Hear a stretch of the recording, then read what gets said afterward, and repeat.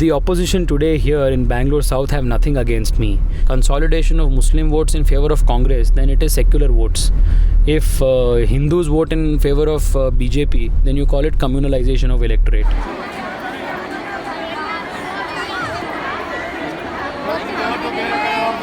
ಪ್ರಾಮಾಣಿಕತೆಯಿಂದ ಶ್ರದ್ಧೆಯಿಂದ 18,000ಕ್ಕೂ ಹೆಚ್ಚು ಹಳ್ಳಿಗಳಲ್ಲಿ ಕರೆಂಟೇ ಇರಲಿಲ್ಲ. Thank you so much. Need your support. Yes, definitely. Thank you so much. Namo again. When your announcement was, there were two things that went viral. One was your OMG message, and a second was a speech that you made earlier where you said, if you are with Modi, you are with India. If you are not with Modi, you are anti-India. That's it. you still stand by that? No, that speech was made in a different context where I had said that the opposition to Narendra Modi is completely fine in a democracy.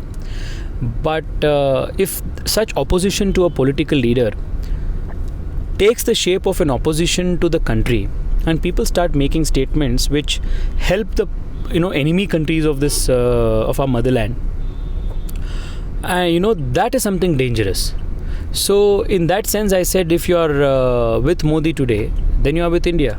But if you are opposing Modi and your opposition to Modi is reaching levels of opposition to India, then definitely you are anti-India and anti-Modi.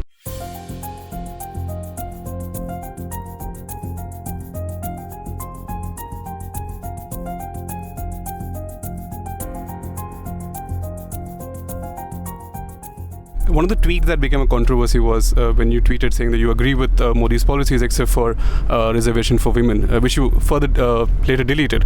But I just want to know, are you against women in democracy? No, not at all, man. Come on. See, that tweet was made again in a different context 5 years ago while replying to some other person when we were discussing the efficacy of reservations and etc. So the opposition today here in Bangalore South have nothing against me. So they have resorted to this old dirty trick of going back and mining my old tweets, trying to put it out of context and trying to score a political brownie point. But sadly, you've also, after the assembly elections, you also mentioned that BJP shouldn't be unapologetically a Hindu party. Does that mean that in your campaign you'll be only good to the Hindus and not to the other communities? No. See, I had made that observation as a political activist, observing what had happened in Jayanagar elections. I had even put out the tweets there, which show there was a complete polarization of a certain community of votes in favor of the Congress. If there is consolidation of Muslim votes in favor of Congress, then it is secular votes. If Hindus vote in favor of BJP, then you call it communalization of electorate. This double standards is what I was trying to question. That is all. ಭಾಷಣ ಮಾತ್ರ ಮಾಡ್ತಿದ್ರೆ ಹೊರತು ಬಡವರ ಪರವಾಗಿ ಏನು ಕೆಲಸನೂ 60 ವರ್ಷಗಳಿಂದ 70 ವರ್ಷದಿಂದ ಕಾಂಗ್ರೆಸ್ನವರು ಮಾಡಲಿಲ್ಲ. In your speeches today and others, you've taken on the dynasty politics quite. But the question everyone is asking is that your uncle is also an MLA. So isn't that a dynastic politics? Well, if I had asked for a corporated ticket under the constituency where my uncle is an MLA, then that would have been dynasty politics. I have been recognized by no less than the Prime Minister and the party president, and he has given me this opportunity to contest, and my uncle or any my uncle had no role to do in no role whatsoever in deciding this candidature. And until very recently, all those people who knew me and my work didn't even know that there is an uncle who exists for me and he is an MLA. So I am self-made in that sense. And so are you saying that? I was given an opportunity in spite of my uncle being in politics in BJP. So are you saying that this political connection did not help you in any way into getting into politics? No, I have been in the BJP, in the ABVP, and working for this ideology even before my uncle became the MLA. Therefore, I don't think there is any role he has to play in the growth of my political career. Of course, other than being a big moral support like any other private citizen uncle would have been.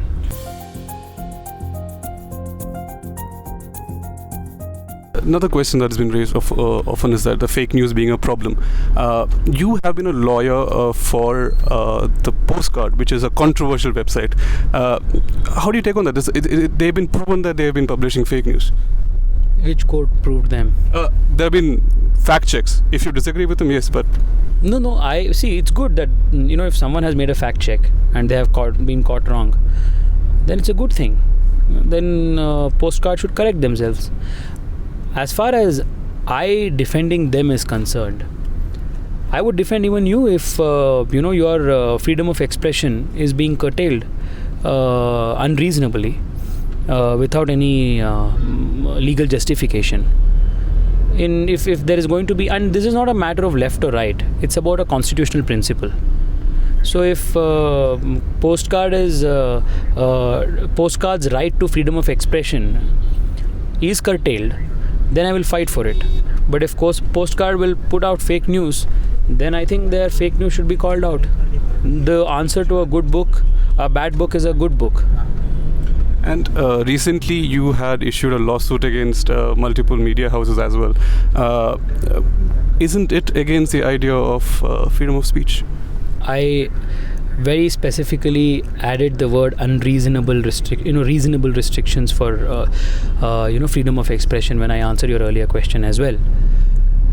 The Constitution of India balances two rights: the freedom of expression of the individual, as well as the right to dignity and reputation of an individual. If people are, if a few people want to maliciously, with sinister intent, want to malign you, then you have every recourse under the law, under the very same constitution, to protect your right to dignity and reputation. That cannot be called as infringement of freedom of expression, because it's the very same constitution which provides you the recourse.